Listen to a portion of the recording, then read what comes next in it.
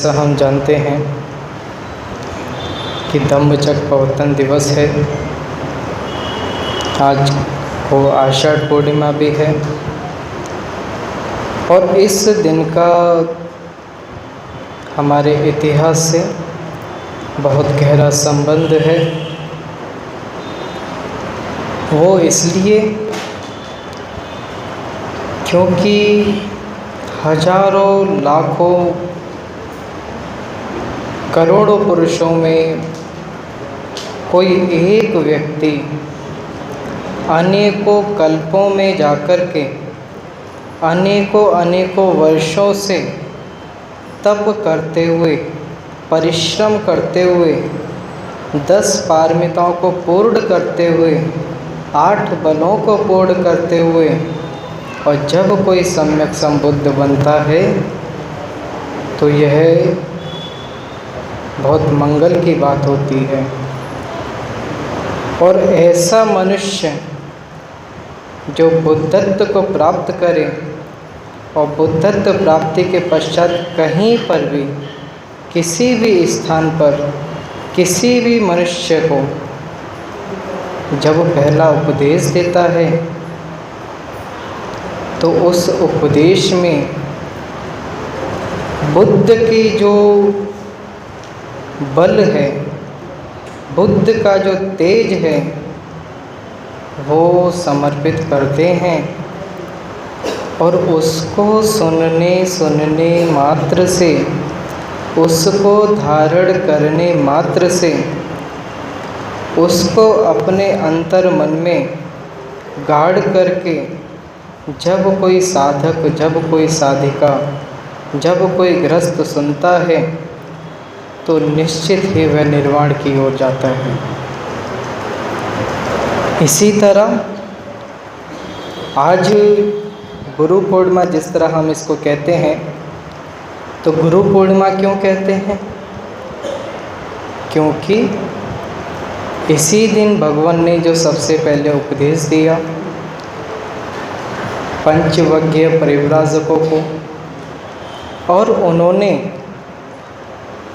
गौतम बुद्ध को गुरु के रूप में स्वीकार किया, तो गुरु के रूप में स्वीकार करने पर ही इसको गुरु पूर्णिमा भी कहते हैं। तो आखिर ये जो घटना घटती है, क्या इसके पीछे मूल कारण हैं? क्यों ऐसा उत्पन्न होता है? क्यों ऐसे धर्म दिए जाते हैं? इसका कारण बुद्ध बताते हैं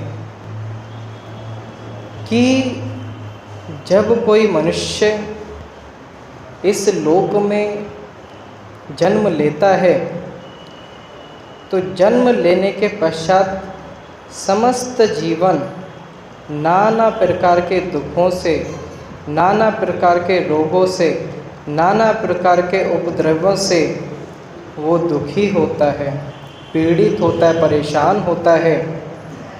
और उसी परेशानी को मुक्त करने के लिए व्यक्ति को चाहिए कि वो सद्धम्म का श्रवण करे, सद्धम्म को सुने, और सुनने के साथ उसका अनुसरण करते हुए दुख मुक्त होकर निर्वाण को या सद्गति को प्राप्त करें। इसीलिए धर्म उपदेशों का महत्व है। हम सभी लोग जानते हैं कि सिद्धार्थ गौतम का जन्म 563 ईसा पूर्व लुम्बिनी वन में राजा शुद्धोधन और महामाया के रक्तबिंद से जन्म हुआ। कपिलवस्तु में उनका बचपन बीता। उनके पिताजी, उनकी मासी जी द्वारा उनका लालन पालन किया गया। बहुत सारे देश दुनिया की बातों से दूर रखने की कोशिश की। ऐसा कोशिश किया कि इस बालक का जो मन है वो सांसारिक ही रहे, बाहर की वस्तुएं, बाहर के दुख, बाहर के आलंबन ऐसे जो दुख को उत्पन्न करें उनसे दूर रखने का प्रयत्न किया गया। और तो और अपने शरीर के अंदर जो संवेदनाएं उत्पन्न हों, जो पीड़ा उत्पन्न हो, तो उससे भी मुक्त रहने के लिए वर्षा के समय, गर्मी के समय, सर्दी के समय अलग अलग मौसमों के आधार पर महल भी बनवाए गए कि किसी प्रकार से ये ना जाने कि इन कारणों से इस तरह के से भी दुख होता है। परंतु सत्यता अधिक देर तक नहीं छुपती। कितना भी कोशिश किया जाए, व्यक्ति सत्य को जरूर अनुभव करता है।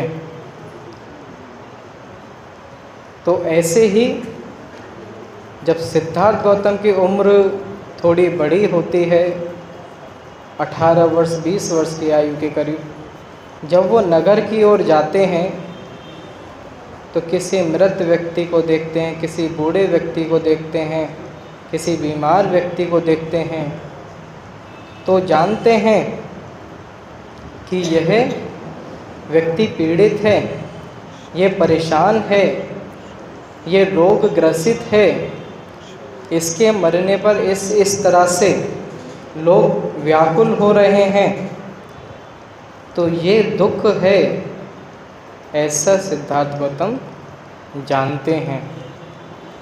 फिर जब एक सन्यासी को देखते हैं तो सन्यासी के चेहरे पर तेज होता है, मुदित भाव होता है। तो जब इसका कारण पूछते हैं तब वह सन्यासी कहता है कि मेरे को ना भविष्य की चिंता है, ना भूतकाल का किसी तरह का प्रायश्चित है, ना वर्तमान समय में किसी प्रकार की चिंता है। अपना जीवन, अपना मनुष्य जीवन सुख में रह कर के, तृष्णाओं से मुक्त रह कर के लोक कल्याण हेतु जीवन जीता हूँ। इसी प्रकार मैं खुश दिखाई पड़ता हूँ अथवा खुशी रहता हूँ। तो ये सिद्धार्थ गौतम को तो यही सिद्धार्थ गौतम को बहुत महसूस कराती है कि इस प्रकार का ही जीवन होना चाहिए जो मनुष्य को सुख दे, तृष्णा मुक्त करे। तो इसके पीछे क्या क्या कारण हो सकते हैं, क्या क्या निवारण हो सकते हैं, क्या क्या निवारण करने के उपाय हो सकते हैं, ऐसा जानने के लिए सिद्धार्थ गौतम बहुत प्रयत्न करते हैं। नाना प्रकार के अनेकों ग्रंथों को पढ़ते हैं, उपनिषदों को पढ़ते हैं, बड़े बड़े आचार्यों से मिलते हैं, फिर भी नहीं मालूम कर पाते।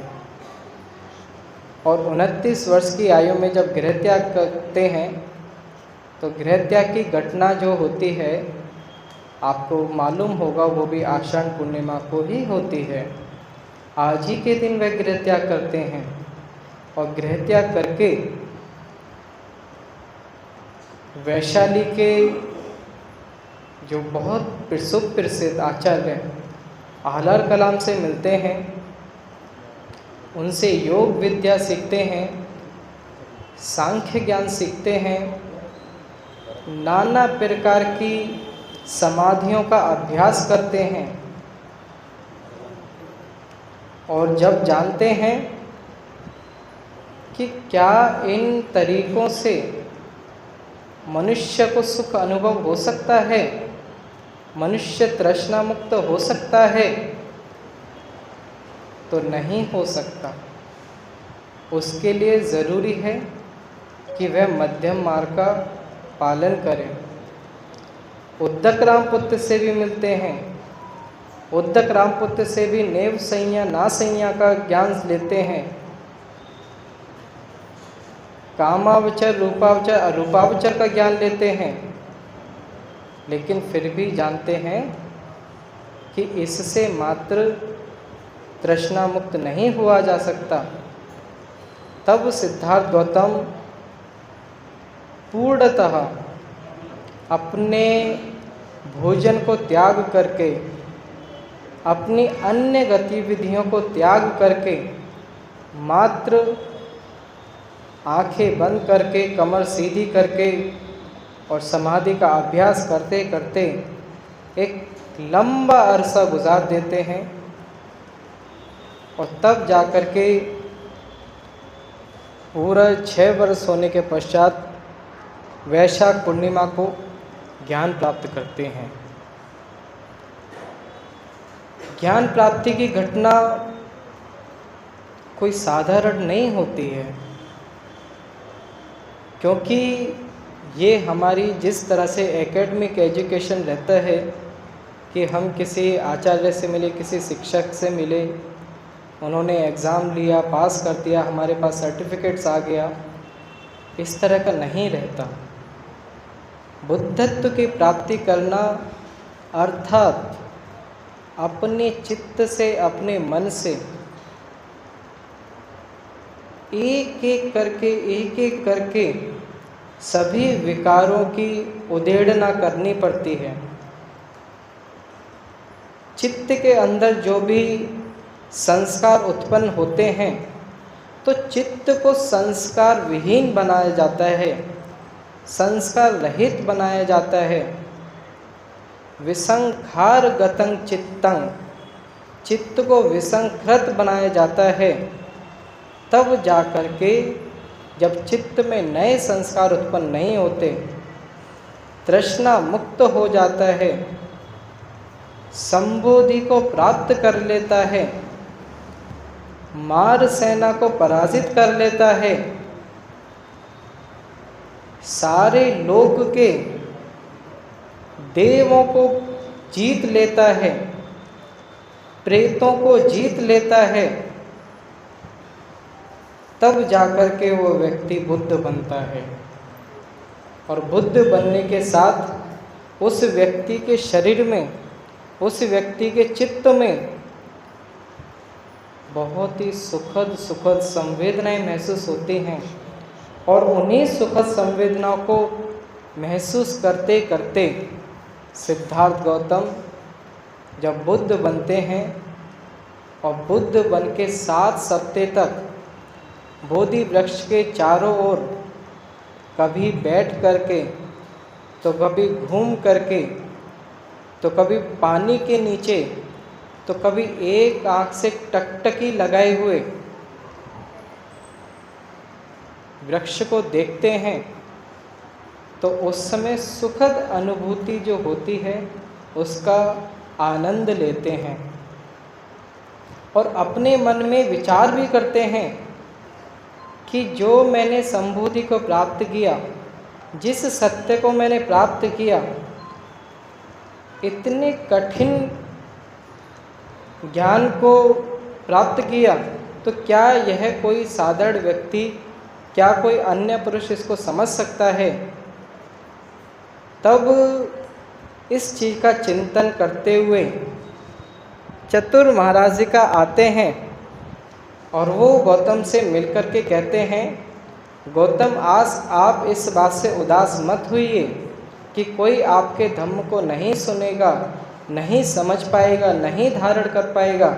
इस लोक में बहुत ऐसे विद्वान लोग हैं, बहुत ऐसे दुखी पीड़ित लोग हैं जिनको आपके धम्म की आवश्यकता है, जिनको आपके विचारों की आवश्यकता है।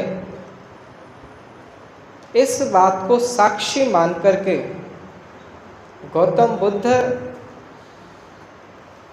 उपदेश करने का मन या विचार बनाते हैं। तब सबसे पहले सांख्य योग के आचार्य आलार कलाम एवं उद्दक रामपुत्र को याद करते हैं कि मैं अपना विचार सबसे पहले इनके साथ ही साझा करूं। तब जान पाते हैं कि उनका शरीरांत हो गया, उनकी मृत्यु हो गई। फिर अपने पुराने 5 साथियों के पास काशी नगरी, जिसे सारनाथ कहें, निगदाव इसी पत्तन कहें, तो वहाँ जाते हैं और वहाँ जाकर के जो एक चौखंडी स्तूप है, आप सभी बौद्ध उपासक उपासिकाएं सारनाथ जाते हैं, आप सभी ने देखा भी होगा कि सारनाथ में प्रवेश करते हुए चौखंडी स्तूप पड़ता है और उस चौखंडी स्तूप का जो स्ट्रक्चर है नीचे से 4 पिलरों पर वो बना हुआ है जो हमको नहीं दिखता, और ऊपर की तरफ 8 प्रकार से ऐसे कवर्ड होकर के बनाया गया है। तो वो इस बात का प्रतीक है कि सबसे नीचे जो है वो 4 आर्य सत्य हैं और ऊपर आर्य अष्टांगिक मार्ग हैं। तो चौखंडी स्तूप क्यों प्रसिद्ध है? क्योंकि जब गौतम बुद्ध बोध गया से और सारनाथ की ओर चलते हैं तो 5 परिव्राजक चौखंडी स्तूप जो उस समय नहीं बना था, मात्र जमीन ही रही होगी, तो वहाँ पर वो दूर से देख अपने मन में विचार करते हैं कि कोई भी गौतम बुद्ध को पानी नहीं पिलाएगा, कोई भी उनके पात्र को नहीं पकड़ेगा, कोई उनके पैरों को नहीं धुलाएगा, कोई उनको बैठने के लिए आसन नहीं देगा। इस प्रकार से अपने मन में वो संकल्प करते हैं कि ऐसा ऐसा हमको नहीं करना।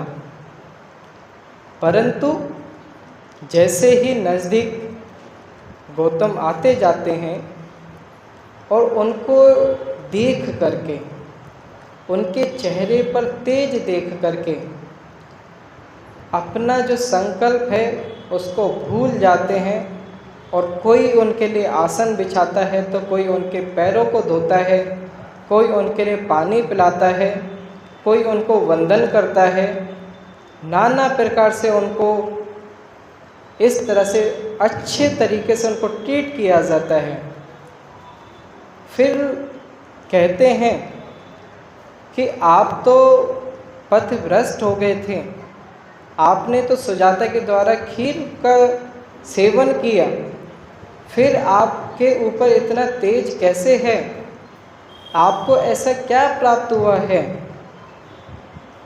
तब उस गौतम कहते हैं कि मुझे संबोधि प्राप्त हुई है, मुझे आर्य सत्यों का ज्ञान मिला है और मैं उसी को आपके समक्ष उपदेश करने आया हूँ।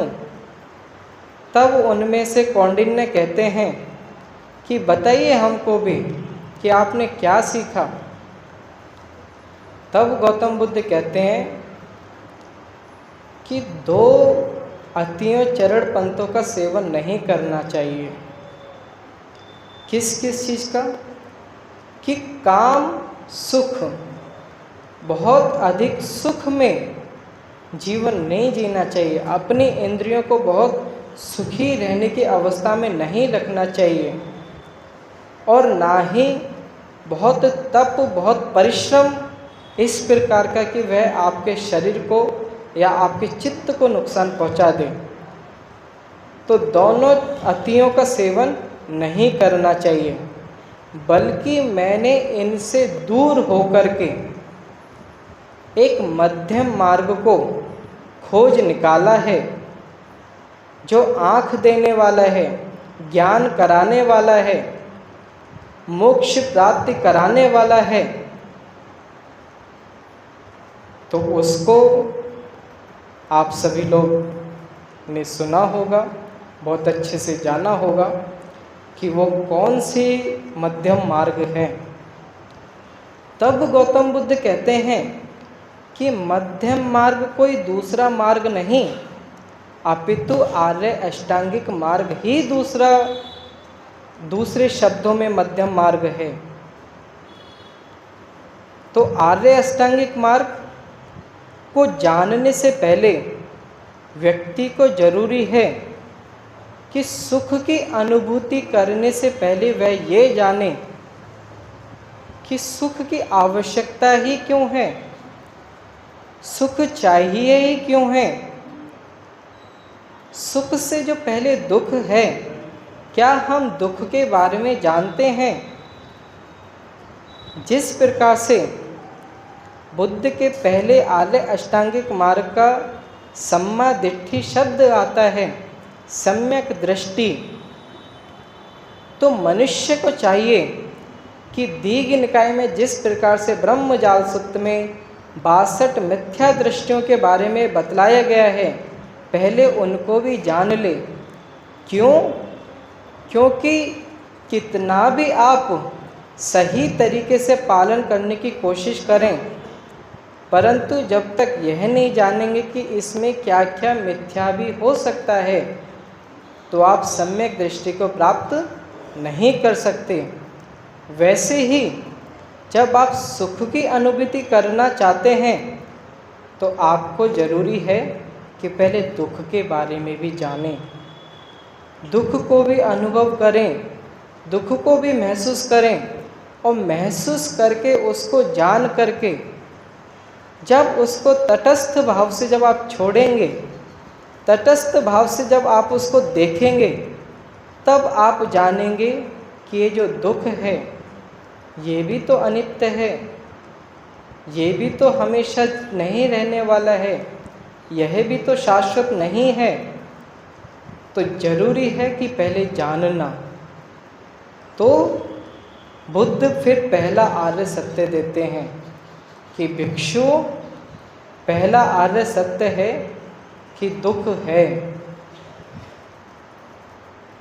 अब दुख है तो इसको स्वीकार कर लेना, इसको जान लेना कि हाँ दुख है। क्योंकि व्यक्ति बहुत सारी तृष्णाओं में, बहुत सारी उलझनों में, बहुत सारे विकारों से ग्रसित होकर के भी, दुख में रहते हुए, पड़े होते हुए भी अपने आप को यह अनुभव नहीं करता कि मैं दुख में हूँ। तो जब यह अनुभव ही नहीं करेगा कि मैं दुख में हूँ, तो जब उसको सुख की प्राप्ति होगी तो उसको महसूस होगा कि मैं पहले से ही सुखी हूँ, तो उसको नए सुख की कैसे अनुभूति हो सकती है। तो आवश्यकता है कि पहले जानें, पहले महसूस करें कि दुख है। तो दुख कितने प्रकार का हो सकता है? तब बुद्ध कहते हैं कि भिक्षुओं, दुख 7 प्रकार का होता है। पहला दुख होता है जाति दुख का, जन्म लेना दुख होता है, जरापि दुख का, बुढ़ापा दुख होता है, व्याधि भी दुख हो, बीमारी दुख होती है, मरणमपि दुखम, मरना दुख होता है, पिए ही विपयोग दुख हो, प्रिय का वियोग होना दुख होता है, अप्रिय ही संपयोग दुख हो, अप्रिय का मिलना दुख होता है, और यम पिच्छंग न लभति तमपि दुखम, कि जब व्यक्ति किसी चीज़ की इच्छा करता है और इच्छा करके उसको प्राप्त नहीं कर पाता है, तब भी दुख है। तब बुद्ध कहते हैं कि भिक्षुओं, ये जो 7 प्रकार के दुख हैं, ये आपको बाहर से महसूस होते हैं, बाहर से दिखाई पड़ते हैं, लेकिन इसके जब मूल में जाएंगे आप, तब आप जानेंगे कि संखितेन पंच उपादान खंड दुख, कि संक्षिप्त में और आप समझिए तो जो 5 उपादान स्कंद हैं, जो नाम रूप है, वही दुख है। तो नाम रूप क्या है? आपका शरीर और आपका मन। आपका शरीर अगर है तो निश्चित ही ये आपके पूर्व के किए हुए पाप कर्मों का परिणाम है, विपाक है। अगर आपके शुभ कर्म रहें, आपके सत्कर्म रहें, अगर आपका चित्त नए संस्कारों को उत्पन्न नहीं करता, तो निश्चित ही आपको दोबारा से जन्म नहीं मिलेगा। फिर जब जन्म नहीं होगा तो निश्चित ही आपके पास कोई चित्त या कोई मन भी नहीं होगा। जब रूप नहीं है तो नाम नहीं है, और नाम नहीं है, अगर नाम का समापन कर दिया है, तब आपको रूप की भी प्राप्ति नहीं होगी। तो ये सब जो उत्पन्न हो रहा है, किन कारणों से हो रहा है। तब बुद्ध कहते हैं कि भिक्षुओं, दूसरा आर्य सत्य है कि तृष्णा, दुख का जो समुदय होता है वो किसके कारण होता है? तृष्णा से होता है। तृष्णा जब तक रहेगी तो क्या होगा? तन्ना पच्चा उपादान, उपादान पच्चा भव, भव पच्चा जाति, जाति पच्चा जरा मरण शोक परिदेव दुख दो मनुष्य पाया स संभवंती। कि जब तृष्णा होगी तो उपादान होगा, नए चीज उत्पन्न होंगे, पुनर्भव होगा, फिर से जाति होगी, फिर से जरा होगा, फिर से मरण होगा, फिर से तृष्णा के द्वारा जन्म होगा। नाना प्रकार से समस्त जीवन, समस्त लोकों में आप दुख को भोगते रहेंगे। तो क्या इससे समापन हो सकता है? तो हाँ, अवश्य। तो तीसरा आर्य सत्य बुद्ध बताते हैं कि तृष्णा का समूल विनाश ही तीसरा आर्य सत्य है। कि तृष्णा का पूर्णतः विनाश कर दिया जाए तो फिर दुख उत्पन्न नहीं होगा। क्यों नहीं होगा? कि तन्ना निरोध जब होगा तो उपादान निरोध होगा, उपादान निरोध होगा तो भव निरोध होगा, भव निरोध होगा तो जाति निरोध होगी, जाति निरोध होगी तो जरा मरण शोक नहीं होगा। तो नाना प्रकार से जो दुख समाप्त होंगे तो किस प्रकार से होगा? तृष्णा के द्वारा। तो तृष्णा को भी किस प्रकार से समाप्त किया जाए? तब बुद्ध कहते हैं भिक्षु, यह चौथा आर्य सत्य है। और चौथा आर्य सत्य को ही आर्य अष्टांगिक मार्ग बोलते हैं, और आर्य अष्टांगिक मार्ग को ही मध्यम मार्ग बोलते हैं। तो मध्यम मार्ग क्या है? कि सम्यक दृष्टि, दृष्टि सम्यक होनी चाहिए, श्रेष्ठ होनी चाहिए। जिस चीज़ का हम दर्शन करते हैं तो उसके दर्शन करने से हमारे चित्त में नए संस्कार उत्पन्न ना हो, ऐसी दृष्टि होनी चाहिए। सम्यक संकल्प, संकल्प भी दो तरह के होते हैं। एक मिथ्या संकल्प हो सकता है, एक श्रेष्ठ संकल्प हो सकता है। संकल्प के साथ हमेशा एक विकल्प होता है कि क्या चुनना है और क्यों चुनना है, किसको छोड़ा जा सकता है। तो वहाँ पर जब आप चुनते हैं तो श्रेष्ठ चीज़ों को चुनें। सम्मा वाचा, सम्यक वचन बोलना है। सम्मा कम्मन, तो सम्यक कर्म करना है।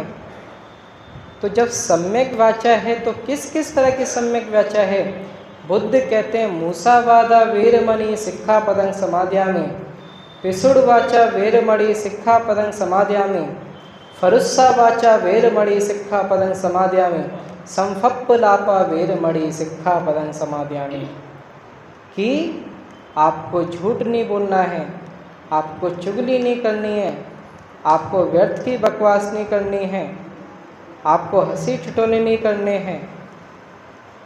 तो इस प्रकार से चारों प्रकार की ये जो वाणी है, इनसे विरत होकर के आपको सम्यक वाचा बोलना है, सम्यक कर्म करना है, शीलों का पालन करके, पाणातिपाता को पालन करके, अदिन्ना दाना को पालन करके, कामेषु मिच्छाचारा को पालन करके, सुरा मेरा मज्ज प्रमादठाना का पालन करके आपको आवश्यकता है कि आप सम्यक कर्मों को करें। सम्मा आजीविका को स्वीकार ना करें जिसमें किसी और का पतन हो, जिसमें किसी और की हानि हो, जिसमें किसी और की प्रताड़ना हो। ऐसे कर्म, ऐसी आजीविका को नहीं करना।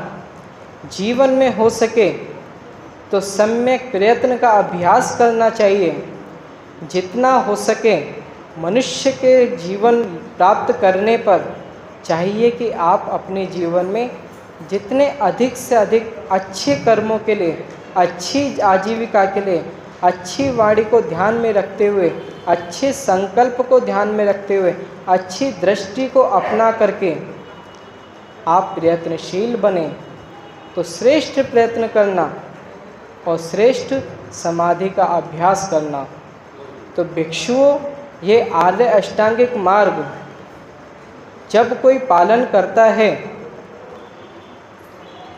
तो उसको निश्चित ही वो धीरे धीरे करके, आज नहीं तो कल, कल नहीं तो परसों, इस जन्म नहीं तो 7 जन्म में कभी न कभी उसको श्रोतापन सकृदागामी अनागामी होते हुए अरहत को निश्चित तौर पर प्राप्त करेगा।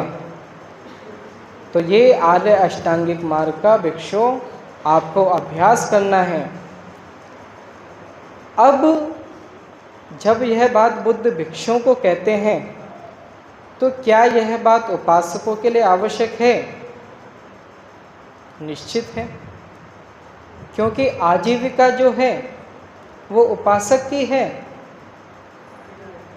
उसको वाणी की आवश्यकता है परिवार में रहते हुए, उसको दृष्टि की आवश्यकता है परिवार में रहते हुए, उसको सम्यक संकल्प की आवश्यकता है परिवार में रहते हुए, उसको सम्यक कर्म की आवश्यकता है परिवार में रहते हुए। तो यह उपदेश बुद्ध का मात्र भिक्षुओं के लिए नहीं, अपितु उपासकों के लिए भी उतना ही आवश्यक है।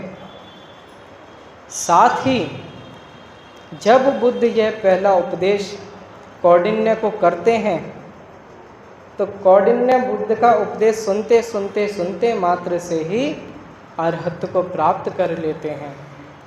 और उसी दिन से उन 4 और परिव्राजकों को, वप्प को, भद्य को, अस्यजित महानाम को धीरे धीरे करके दिन प्रतिदिन उनको उपदेश देते हैं और वो भी अरहत को प्राप्त करते हैं।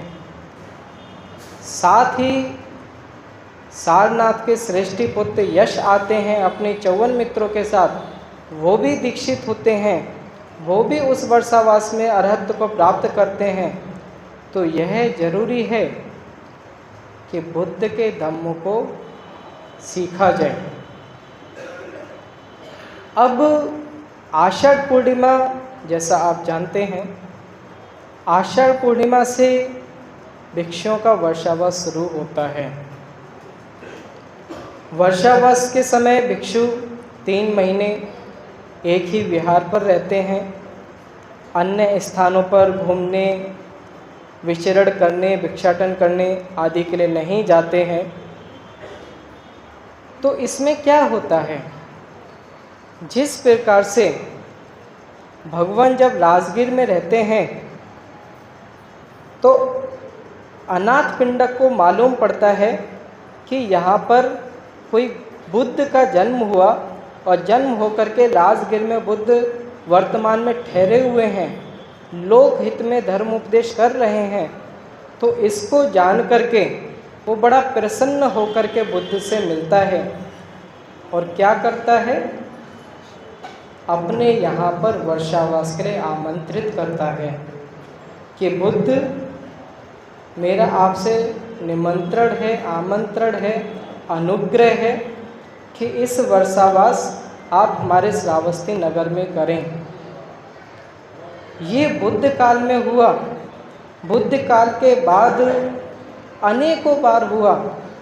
सम्राट अशोक ने भी तिस्समोगलीपुत्र को बुलाया, रेवत भिक्षु को बुलाया कि आप हमारे यहाँ पर वर्षावास करें।